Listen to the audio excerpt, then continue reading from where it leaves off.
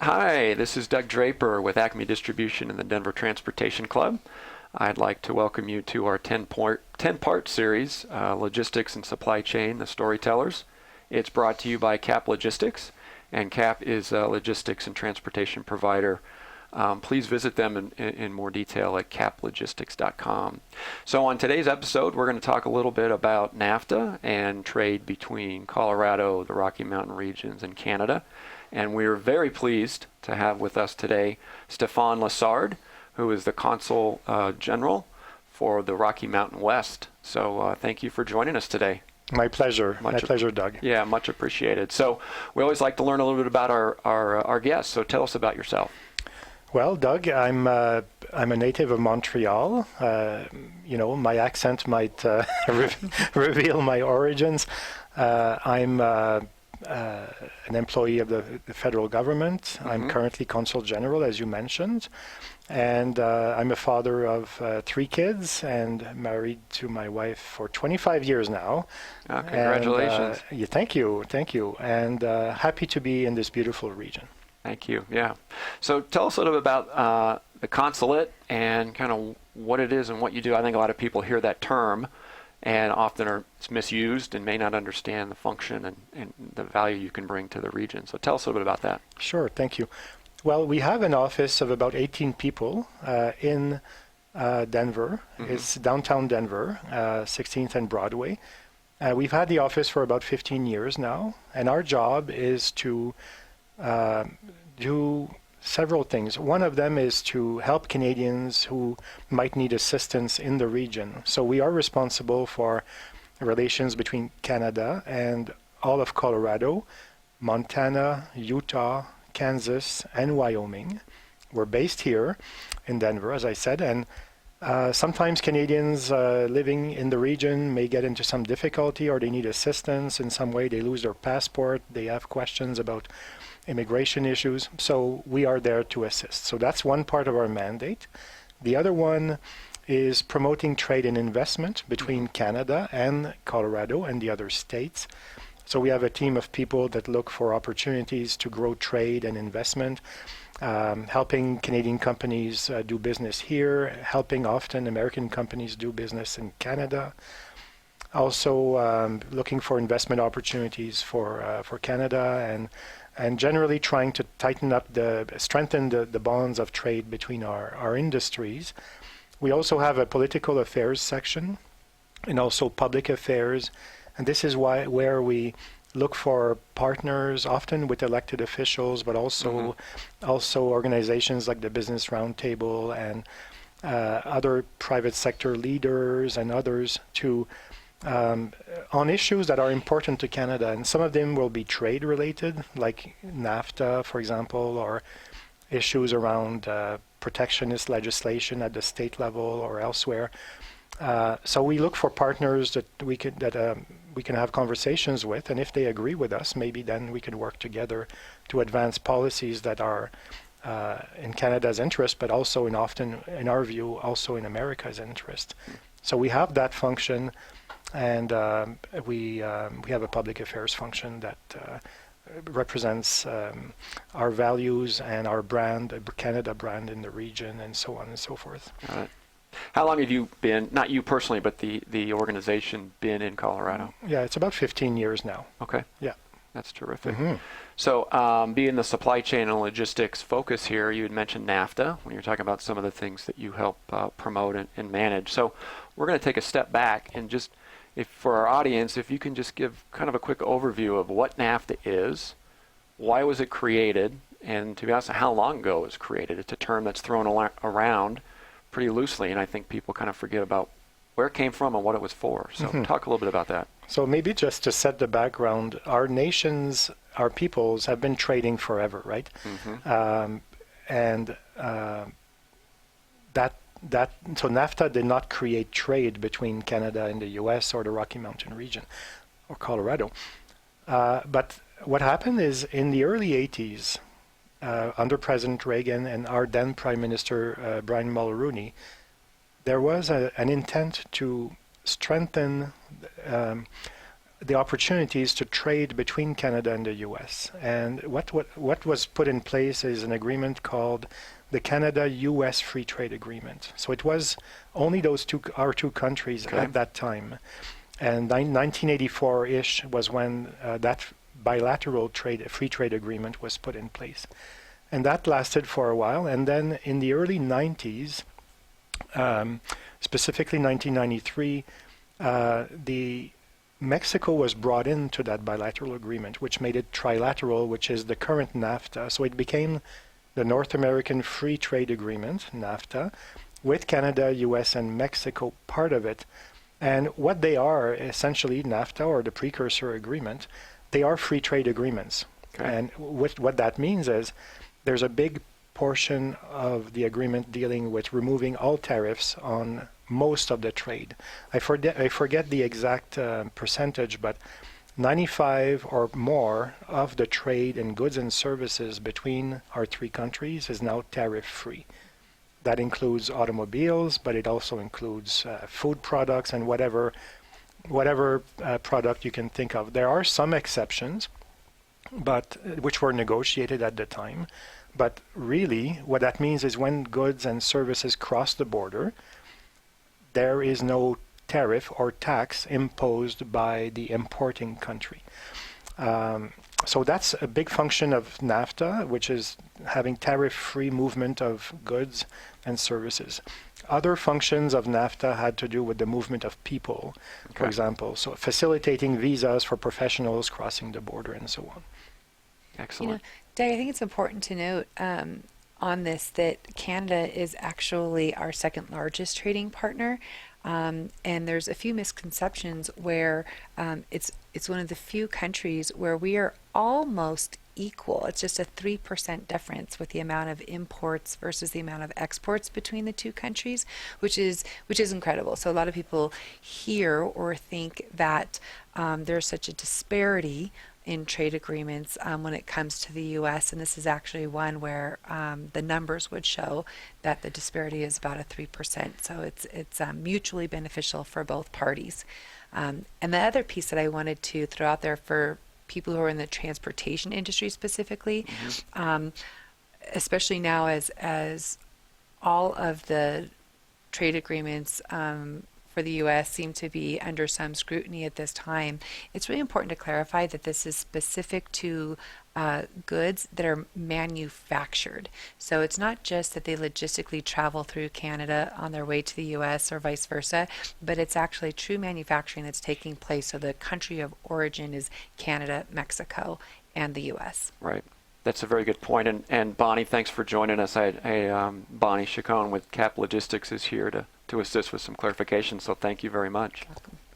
Welcome. And so the question, did you have a point to make? Well, just briefly pick up on what Bonnie you said. I completely agree, and maybe to add also, it's true that trade between Canada and the U.S. is very balanced. There is a small difference, as you mentioned, but that difference, I would point out, is in America's favor. Mm-hmm. So if you look at goods and services, all thrown in, trade in 2017 between our nations, two-way trade was $687 billion. That's $1.3 million a minute in two-way trade.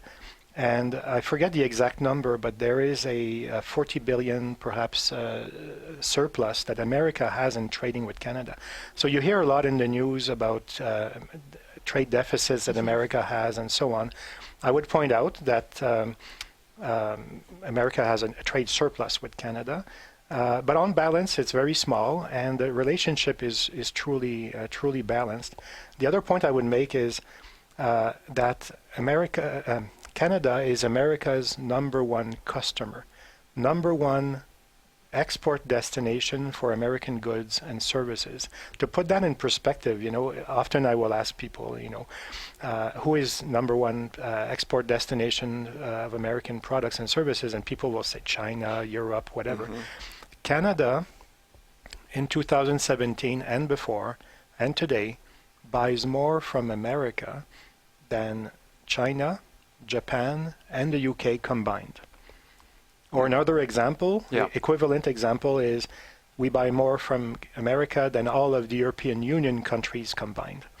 So that gives you a sense of the scale of Absolutely. what we have been able to achieve under NAFTA, and frankly, what's at stake if NAFTA does not continue. Right, right. That's a good transition, I would think, because hearing what you said, there's a tremendous amount of trade going on, and it seems to be pretty balanced. So to me, it seems like everything's going well. Let's keep it going. But there's a lot of changes happening right now. So what is going on, and what would be some of your concerns with potential changes that are going on? So for the past year and a couple of weeks, the three countries have been renegotiating NAFTA. I would point out that it's not the first time that the agreement, NAFTA, has been opened up for changes. Mm-hmm. In fact, NAFTA, before we started with this current round of renegotiation, NAFTA had been modified 11 times previously in the several years before. So, and when the U.S. President mentioned his interest in reopening NAFTA, we have no issue with that. Why? Because we agree with the fundamental point that it's still a 25-year-old agreement, pretty much, and it needs to be modernized in a more comprehensive way. And examples include the fact that e-commerce, digital trade, those things did not exist at the time when NAFTA was put in place. So we have no issues with bringing it into the 21st century with these types of changes. We also have some ideas of how to make NAFTA better. And so when the opportunity came forward to open up NAFTA and modernize it, we're game to do that for sure. Canada's approach to the negotiations has been we need to make NAFTA better. We need to look at the gains we've achieved under NAFTA and try to say how do we fix it so that the wealth and prosperity we've created, we can carry that forward. Our objectives are to do that, but not to go back. And so the current negotiations, I would say, are in a period of tension right now. As listeners may know, America has negotiated the basis of a bilateral deal with Mexico on rules of origin for automaking, for example, and several other issues. And now the phase has shifted to America and Canada negotiating an agreement that hopefully can merge all the three parties together into a single agreement. America has put forward from several months ago some proposals that America feels strongly about. We have proposals we feel strongly about. Some of the American proposals, in our view, are very difficult for Canada to accept for political or other reasons. Mm-hmm. Our view is that we can, if we have goodwill on from the part of all three countries, if we have goodwill and we want a deal, we can achieve a trilateral deal that works for all three countries. But that's the key point. It has to work for all three countries. And the idea that some people may have that for America to win in NAFTA a deal that Canada has to lose, we dispute. We do not agree. I think businesses do not work like that together. They don't trade like that together. In a commercial deal, you want both businesses to win by partnering in some way. The same goes for countries. And we have shown through our experience with NAFTA that we can grow prosperity for all three countries. And we want that to continue. And so our government is negotiating very intensively and has been since the beginning. We have been very forthcoming about the things we can accept and the things we cannot.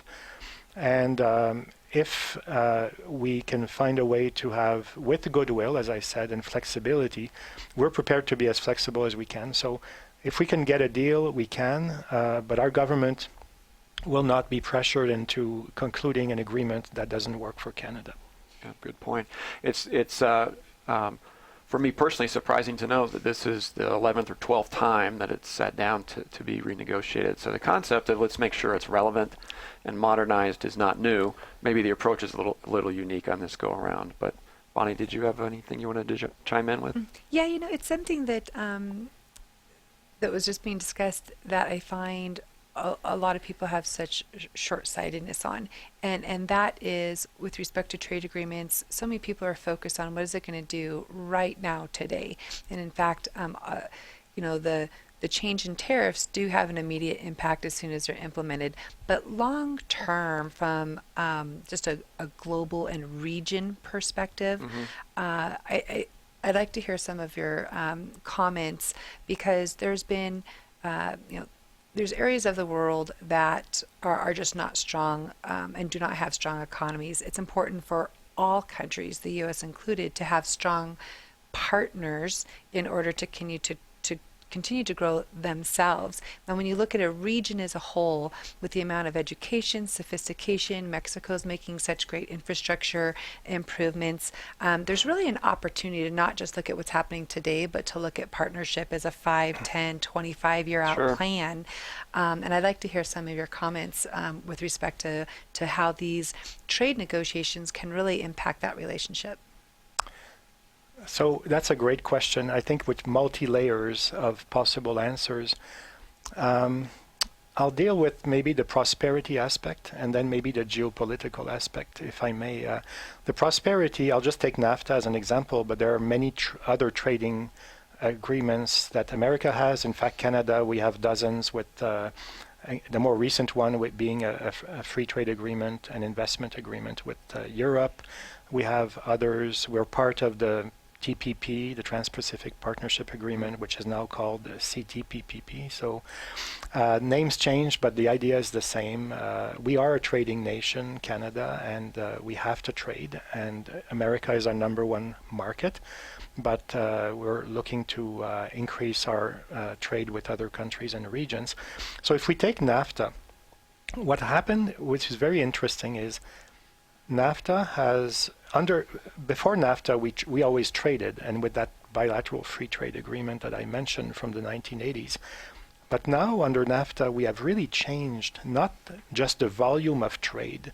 So we have tripled the trade between our three countries in those decades, and that's created in significant prosperity for our businesses. Not only have we tripled trade in what we sell to each other, but we have changed the way we make things together. And that's the crucial question of how our businesses have integrated their supply chains within the three countries to create hyper-competitive businesses, incredibly high-quality products that can then be sold within North America, but to the rest of the world. Examples abound, but automobiles is a great example. I was about to say the automobile industry was first to embrace it. Well, it started with the Auto Pact before, from the 50s forward, and but that was kept going under NAFTA. And yes, car parts can move around between the three countries as American car companies source parts from different plants in different countries, in Canada and Mexico. And what that does really is American car companies can make really great cars and keep them at competitive prices, and leveraging the core strengths of Mexico and Canada. In southern Ontario, for example, where the most of our car parts industry is located in Canada, trucks and cars and vehicles, they move across the border all the time. In fact, any car bought in Canada, US, or Mexico, it's very hard to say, is that an American car, a Canadian car, or a Mexican car? Because a typical car part will have traveled across the two borders 7 or 8 times on average. Really? So what we are what we're hoping to convey is the idea that it's not really an American economy anymore, or a Canadian economy, or in fact a Mexican economy. It's an integrated North American economy. You can talk about oil and gas and how the infrastructure is integrated between our countries. You can talk about aerospace industry, where Boeing has parts from many countries, but also from Canada, and how they integrate. So America is the integrator of products and the main exporter, but Canada and increasingly Mexico have been the suppliers, and all of that becomes integrated. Why? Because under NAFTA, all that can move tariff-free, and businesses have the freedom to make the decisions that make sense for them economically and commercially. And now what we are doing is potentially, with NAFTA's fate being in question, and now also with, frankly, a fairly aggressive approach of the U.S. administration in imposing tariffs on many countries, including Canada, on steel and aluminum, for example. 25% tariffs on Canadian steel, 10% tariffs on Canadian aluminum. It applies to other countries, but we are your number one supplier of steel and aluminum. Right. So that compromises those integrated supply chains that have been created. This is the U.S. government saying to U.S. businesses, I'm putting a tax on your transactions, your import transactions, and I'm going to make it more costly for you to do business. And I would say on tariffs, there are many tariffs on many things that are imported into America. And I would say tariffs are not paid, just to point out the facts, they're not paid by the foreign country, or they're not paid by the foreign supplier. They're paid by the American importer. Yep. And that becomes essentially a tax on those imports. And that money goes into the U.S. Treasury. And ultimately, the U.S. companies, their costs are going up. They can decide, like, I don't know, Ball Corp in here nearby that makes aluminum cans for beverages of all sorts, and that is exported, or Evraz Steel in Pueblo, whichever the company. There are increased costs which can be absorbed by the company, which shrinks their margins, which then prevents them from investing further into infrastructure or upgrades, or they pass it to the consumer, or both. Yep. And so the people who pay those tariffs, these taxes, are in fact consumers also, and that's all of us. So that's really a long answer, the first part of a long answer to your question. But the other one I would say quickly is trade agreements have geopolitical implications. NAFTA has made North America stronger, more integrated. Between Canada and the U.S., we already have an incredible relationship, and I think the poster child for that is in defense and security is NORAD, where the American commander, the commander is always an American general, and the deputy commander is always a Canadian general. So, I mean, that's an example, but bringing Mexico into the fold has improved border security issues, collaboration in that area, I think on your southern border, and all sorts of other collaborations. And I think it's in Canada's interest, and perhaps America's, to have a southern neighbor that is prosperous and more able to collaborate on a range of issues. But if you look at the Trans-Pacific Partnership, for example, that deal was really, in a geopolitical sense, was also put in place to create conditions where it would limit China's ability to set the rules of the road in the Pacific region for how trade and movement of goods will be conducted. And what we have is Canada still believes that we are part of the TPP, but America has decided to pull out, and people might say, well, in a geopolitical sense, is that in the best interest of our region? I'll let others talk about that, of course. Yeah, great. I can't believe we're about to say this, but we're going to have to wrap up the show a little bit, and I know for a fact we're going to have you back on. It's such a crazy time right now with NAFTA, and we're going to have more and more more to talk about. So, Of course. Bonnie and Cap Logistics, I want to thank you for being here, and I want to Yeah, thank thank you you. for supporting and sponsoring the event.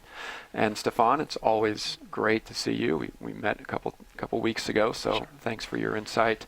And I think for now we'll leave it at that, and we'll certainly have you back on here in a couple of weeks, and we'll go from there. Thank you. All Thank you right. for the privilege. Thank you for joining the Supply Chain Logistics, the Storytellers.